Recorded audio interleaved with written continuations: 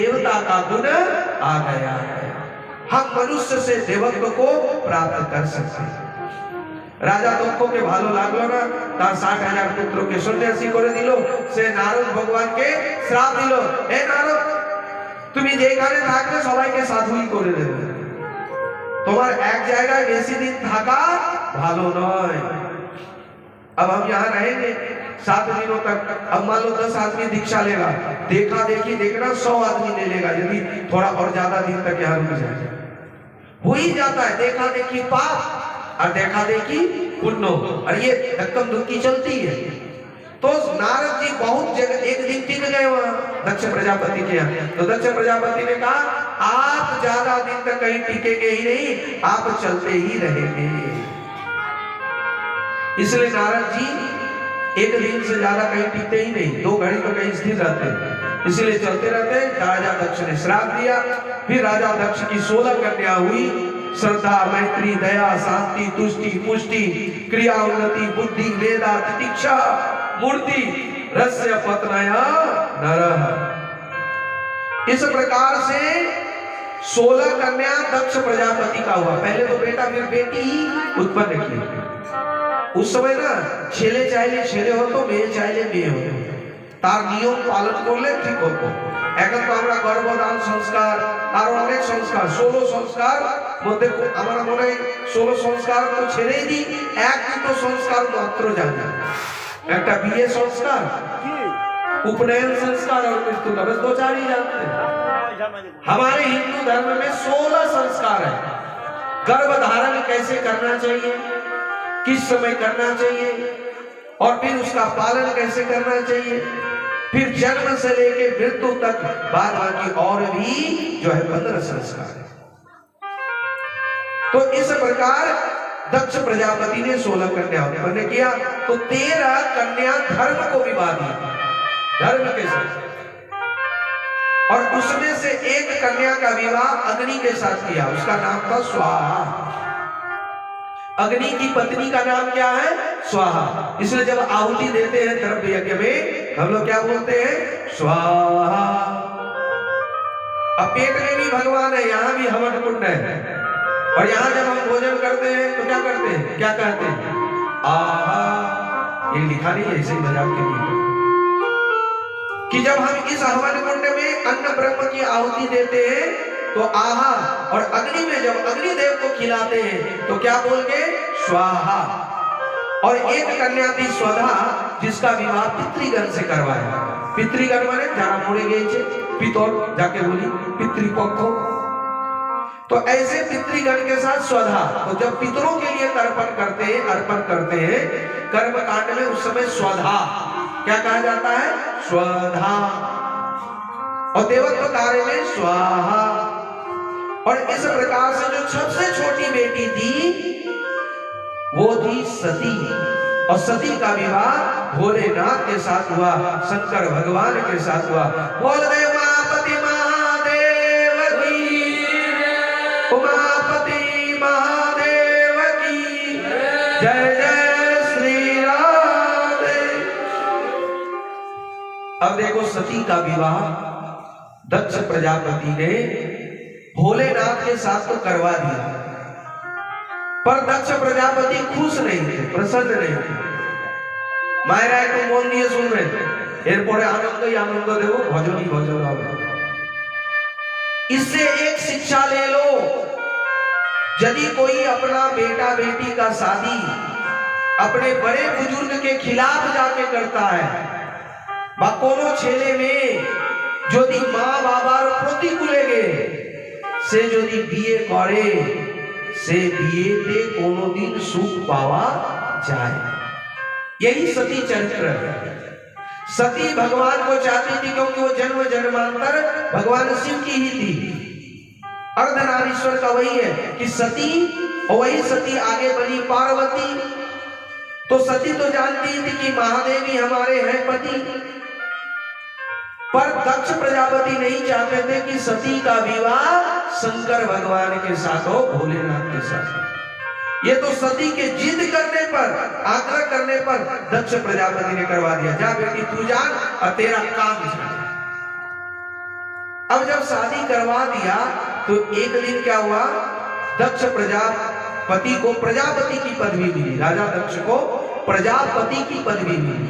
प्रजापति माने जाके हमारा प्रधान बोली, जिसको हम लोग मुखिया कहते हैं, हिंदी में, बांग्ला में प्रधान कहते हैं। वैसे प्रतिनिधि कौन है, जोनो प्रतिनिधि, उसी को हिंदी में क्या कहते हैं, प्रजापति। प्रजा जे पति जे स्वामी जे मालिक। तो যখন প্রজাপতির পদবি পেল তার একটা অভিমান জাগলো। দেখো জীবনে এমনি কেউ মানুষ নয় যে একটু উঁচু আসনে বসে তার অহংকার চলে না। আমি যখন ব্যাসপীঠে বসি ना একটু অভিমানিত হয়েই যাই, और नीचे उतरते हैं तो कुछ देर तक ये अभिमान बना भी रहता है, फिर जब कार्यक्रम नहीं होता तो हो जाता है। इसलिए गोस्वामी जी ने क्या कहा, नहीं कहू अस जन्मा जगमाई, अप्रभुता पाई जाय बदनाई। राम सिया राम सिया राम जय जय राम, राम सिया राम सिया राम जय जय राम। ओ नहीं कहू अस जन्मा जगमाई, प्रभुता पाई जाय बदनाई। राम सिया राम जय जय राम, राम सिया राम जय जय राम। अति अभिमान हृदय तन आवा, हृदय नित्य दिल लावा। जय सिया राम जय सिया राम, जय सिया राम जय जय। अति अभिमान हृदय तब आवा, पर अधिकार दक्ष जब पावा। जय सिया राम जय सिया राम, जय सिया राम जय सिया राम। पर अधिकार दक्ष जब पावा, अति अभिमान हृदय तब आवा। राम सिया राम जय जय राम, राम सिया राम जय जय राम। राम सिया राम जय जय राम। बोल सियावर रामचंद्र भगवान की, पवन सुत हनुमान जी महाराज की, उमापति महादेव की जय। जय श्री राम।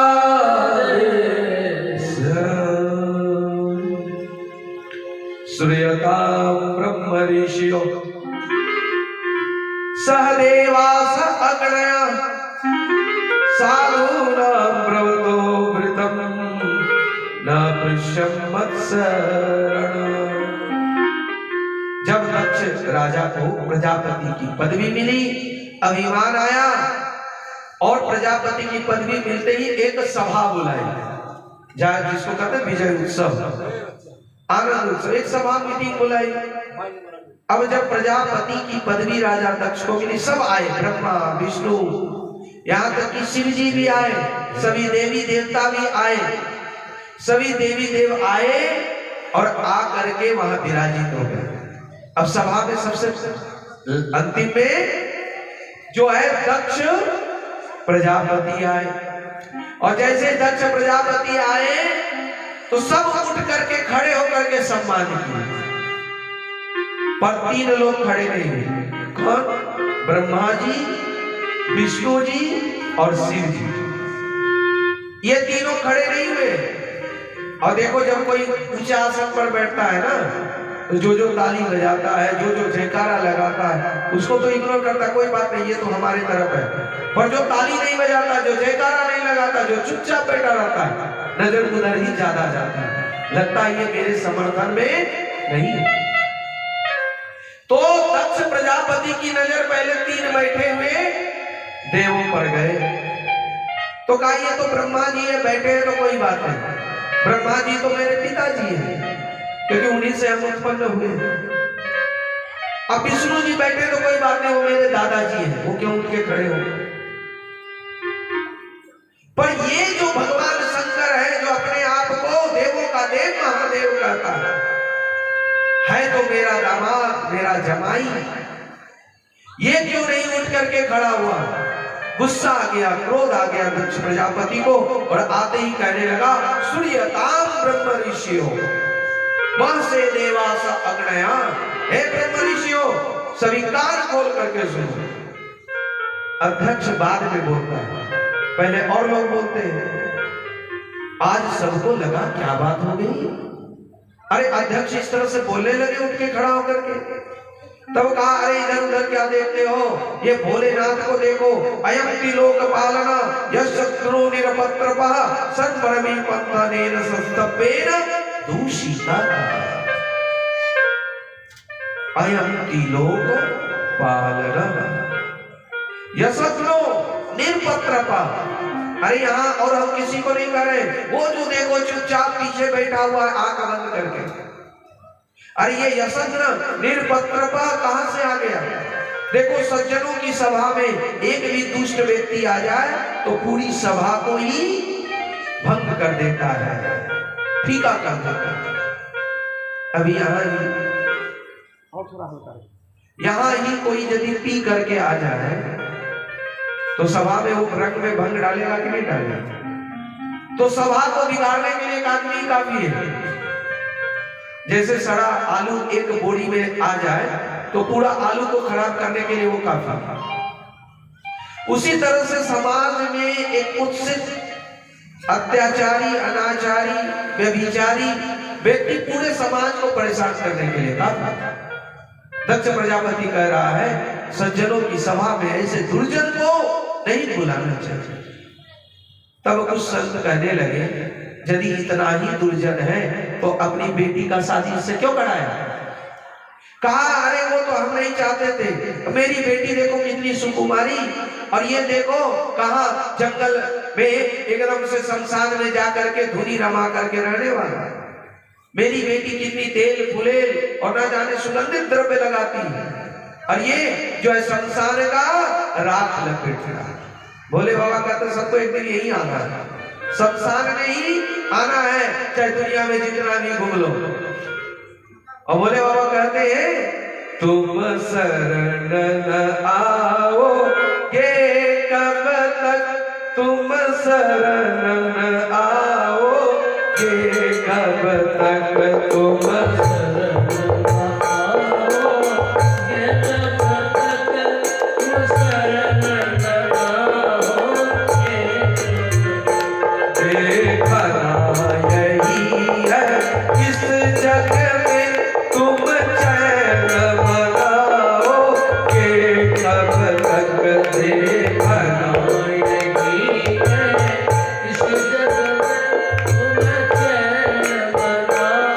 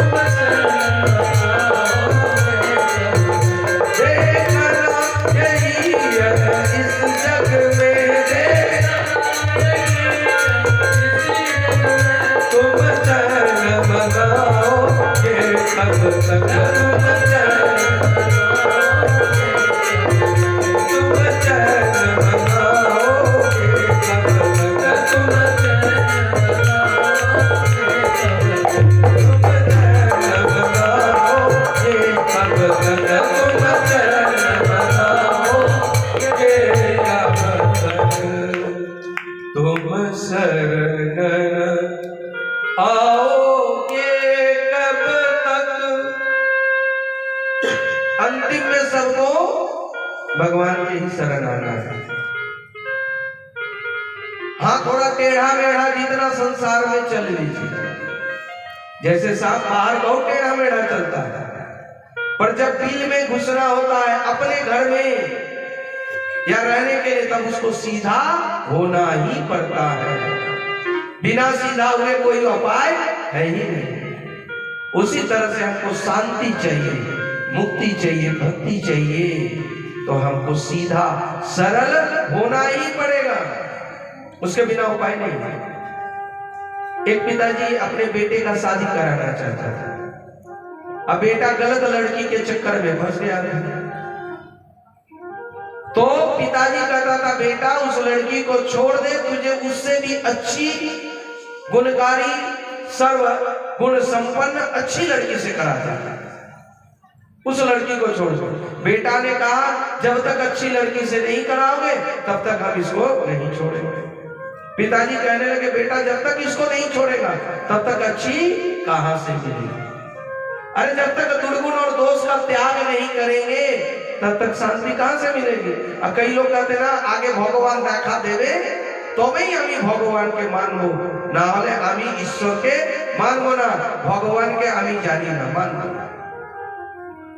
भाई भगवान को मानने की भी जरूरत नहीं है, बस जानने की जरूरत है। और जान तभी सकते हैं जब हम थोड़ा मुख इस संसार से घुमाएं।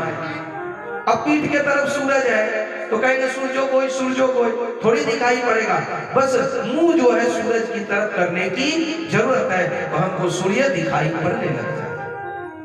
तो इस प्रकार भोलेनाथ बैठे रहे अपने ध्यान में मगन में, पर इधर जो है निंदा करने लगे दक्ष प्रजापति।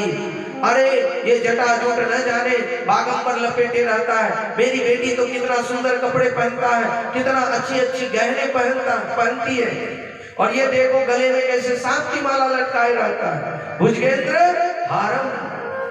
इतना ही नहीं, मेरी बेटी महलों में रहने वाली, और ये मेरी बेटी को कहां रखता है तो शमशान में। इस तरह से जब बोलने लगा तो नंदी से रहा नहीं गया। नंदी ने कहा ए दक्ष तू क्या बड़बड़ा रहा है, तेरा सर धड़ से अलग हो जाए। क्योंकि जब भगवान की कोई निंदा करे तो आप यदि वहां प्रतिवाद कर सकते हैं तो खड़ा होकर के करिए कि बाबा बढ़िया से बोलिए, युक्ति युक्त बोलिए और प्रमाणिक बात करिए, जो शास्त्र में प्रमाण है, ये नहीं कि जो मन में आया सो बोलते चले। यदि भगवान की कोई निंदा करे तो उसका विरोध करिए, और यदि विरोध करने की ताकत नहीं है तो वहां से उठ करके चल दीजिए, उस जगह भगवान की निंदा मत सुनिए। गोस्वामी जी ने कहा है हरिहर निंदा सुने जयकारा, होई पाप को गात सभाना, राम सिया राम सिया राम जय जय राम, राम सिया राम सिया राम जय जय राम। ओ हरिहर निंदा सुने जयकारा, होई पाप को घात सभाना, राम सिया राम जय जय राम, राम सिया राम जय जय राम। दित्वा वृक्षावत्कया पतिं मन्दगलोचना, प्रेतावासु घोरेषु प्रेतबुद्धि गुणैर्वृत्ता, प्रेतबुद्धि गुणैर्वृत्ता, प्रेतबुद्धि गुणैर्वृत्ता। प्रेतवासेषु घोरेषु गृहीत्वा मृगसाभ्या पतिं मर्कटलोचना। अरे देखो इसका आंख मरकट लोचन बंदर जैसा, और मेरी बेटी कहां मरी नहीं। इस तरह से जब निंदा करने लगा, नंदी ने श्राप दिया। इधर से भृगु आदि को भी नहीं रहा गया। भृगु जी ने भी कहा, ए नंदी, तू क्या श्राप दे रहा है? तू भी पाखंड में रहेगा, संसार में रहेगा, बेस तेरा अमंगल ही रहेगा। तू कभी हम लोगों की बराबरी नहीं कर सकता। उधर से भृंगी भी तैयार हो गए, वो कहने लगा, ए दुष्ट, तू क्या इस तरह से कह रहा है? तू चाहे जितना भी साफ सुथरा पहने, जो भी करे, पर तू पाखंड में ही निरत रहेगा। माने स्वागत समारोह ना होकर के श्राप समारोह। अरे एक दूसरे को गाली देना जिसको कहते हैं, एक दूसरे को अंगुली दिखाने का काम शुरू हो गया। अब इस तरह से जब हो गया तो भोलेनाथ ने समझा मेरे ही कारण होगा, इससे अच्छा हम ही यहाँ से उठ करके चले जाए। भोलेनाथ ने नंदी को रोका, है नंदी, क्यों तू इस तरह से कह रहा है? अरे ये ससुराल है, ससुर जी कुछ बोल भी दिया तो कोई बात नहीं। अरे ससुराल में सबको इस तरह की गाली सुनना पड़ता, कोई बात नहीं। देखो जो सुलझाने वाला व्यक्ति है ना, वो बाईपास कर लेगा, वो ज्यादा उलझेगा नहीं, कहनो बोल। अब यहाँ से बाईपास कर लिया, भोलेनाथ चले गए, सभा भंग हुई, सब अपने अपने घर। पर दक्ष प्रजापति के मन में ये बात बैठ गई कि मेरा दामाद, हमारा जमाई हमको अपमान किया, हम उसको छोड़ेंगे। कुछ दिन के बाद उन्होंने अपने जमाई को, भोलेनाथ को नीचा दिखाने के लिए बहुत बड़ा यज्ञ किया। कहाँ? कनखल में। और कनखल में वो जो यज्ञ किए तो सबको निमंत्रण दिया, कोई नहीं छूटा, सभी देवी देवता को निमंत्रण दिया, पर उसमें भोले बाबा को नहीं दिया। अब भोले बाबा को नहीं दिया तो भोले बाबा चाहते भी नहीं थे, वो तो अपने आप में निजानंद में मस्त रहते। पर जब सब कोई उस दिन यज्ञ में जाने लगे हरिद्वार, तो रास्ता तो बहुत था, पर सब हिमालय की उसी रास्ते से जाने लगे जहां माता सती भोलेनाथ से कथा सुन रही थी। अब माता सती का ध्यान कथा में नहीं लगा, उनका ध्यान विमान की तरफ चला गया। अरे ये लोग कहाँ जा रहे हैं? एक नहीं, दो नहीं, 3-4 देवी देव सब अपने इंद्र इंद्राणी के साथ, वरुण जो है अपनी देवी के साथ, इस तरह से विष्णु जी, लक्ष्मी जी के साथ सब जाने लगे। तभी माता सती ने देवता को रोक के कहा, अरे कहाँ जा रहे हो? कहा तुम्हारे पिताजी के यहाँ जा रहे हैं, तुम्हारे बाबा रवाड़ी। अच्छा, मेरे पिताजी के यहाँ? कहा तुमको नहीं पता, वहां बहुत बड़ा यज्ञ हो रहा है, तुमको चिट्ठी नहीं आई क्या? कहा निमंत्रण आए, हम भी जा रहे हैं, चलो कोई बात नहीं, तुम लोग आगे चलो, हम पीछे से आ गए। बात को संभाल लिया। अब कैसे बोले कि हमको निमंत्रण नहीं मिला है? अब जब बात संभाल लिया तब भोलेनाथ से पूछा, भोलेनाथ ये बताइए, प्रजापते ससुरस्य संप्रतम निर्यति यक्ष महोत्सव किला वयं च तत्र वशी पामते विभूद। प्रजापते ससुरस्य, आपकी ससुर प्रजापति बहुत बड़े यज्ञ कर रहे हैं और उसमें निमंत्रण क्यों नहीं आया? महादेव जी कहने लगे, पार्वती छोड़ो इस बात को, अरे निमंत्रण नहीं आया कोई बात नहीं, अपना कथा में मन दो, कथा सुनो और इसी में आनंद मनाओ। नहीं, सती कहने लगी, बताइए, आप जरूर जानते हैं।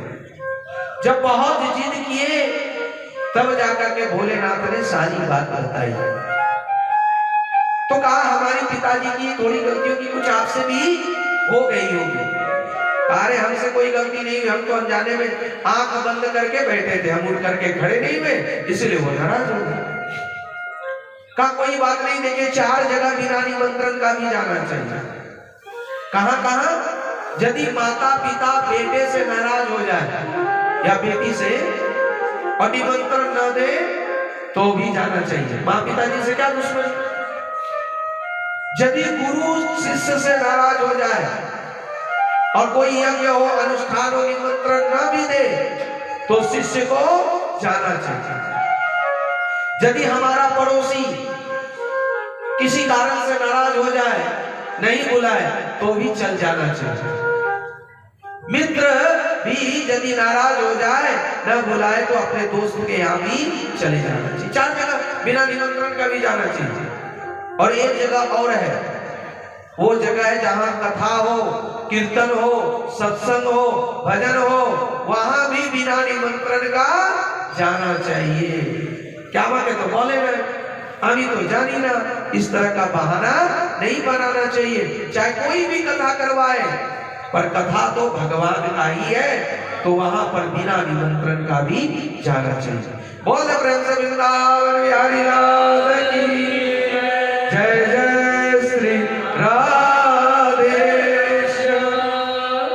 माता सती को भोलेनाथ बहुत समझाया कि मत जाओ, जहां जाने से किसी को प्रसन्नता ना हो, बिना निमंत्रण का तो जाना चाहिए, पर जाने से यदि उसको और दुख पहुंचे तो वहां नहीं जाने में ही भलाई है। गोस्वामी जी ने कहा, आवत ही हर से नहीं, अनैनन नहीं सने, और तुलसी वहां न जाइए, चाहे कंचन बरसे में। आवत ही हर से नहीं, जिसका जाने से बहुत हृदय प्रसन्न न हो जाए, गदगद न हो जाए कि आज मेरे यहाँ कोई मेरा अतिथि आया है, अरे अतिथि के रूप में भगवान आए हैं, इस तरह की प्रसन्नता ना हो जाए तो उस जगह जाना नहीं चाहिए। आवत ही हर से नहीं, अनैनन नहीं सने, आंख में यदि उनका पानी ना हो, प्रेम नहीं हो, तो कहते तुलसी वहां न जाइए, चाहे कंचन बरसे में, चाहे वहां कितना भी सोना चांदी अच्छा खाना पीना पकवान मिले, फिर भी वहां जाना नहीं चाहिए। नहीं तो कई लोग साड़ी के लोभ में, पैसा के लोभ में चले जाते, भले उसको अच्छा लगे ना, और घर वाला कहता है, भौजाई कहती है या कोई भी कहता है, देखो বিয়েতে চলে এলো শাড়ি পরার জন্য, আর গিফট নিয়ে কত টাকা এসেছে, ওই 100 টাকা, ওই 500 টাকার বালতি নিয়ে 1000 টাকার শাড়ি পরতে চলে এসেছে। तो आवत ही हर से नहीं, चाहे वहां कितना भी कोई भेंट पूजा मिले, वहां नहीं जाना चाहिए। इस तरह से समझाया। पर माता सती के मन में भूत सवार था, जाना ही है, बापेर बाड़ी जाबो ही। और एक बार पत्नी हट कर ले, इसको कहते तिरिया हट। एक बार स्त्री हट कर ले तो फिर उनको समझाना बहुत मुश्किल है। बाल हट, जोगी हट और तिरिया हट। साधु भी एक बार हट कर ले ना, আমি ভাববো তো এখানে করবোই তো করবো, বা করবো না তো করবো না, इसका भी हट जिद बड़ा खराब है। बाल हट, योगी हट और तिरिया हट। अब यह हट कर ली बिल्कुल कि नहीं, हमको तो जाना ही जाना है। भोलेनाथ से आज्ञा मांगने लगे। भोलेनाथ तो चुपचाप पूजा में बैठ गए। भोलेनाथ एकदम से ध्यानस्थ हो गए और भगवान का नाम लेने लगे। गोविंद मेरो है, गोपाल मेरो है, गोविंद मेरो है, गोपाल मेरो है, श्री बाके बिहारी नंदलाल मेरो है, श्री बाके बिहारी नंदलाल मेरो है, गोविंद मेरो है, गोपाल मेरो है,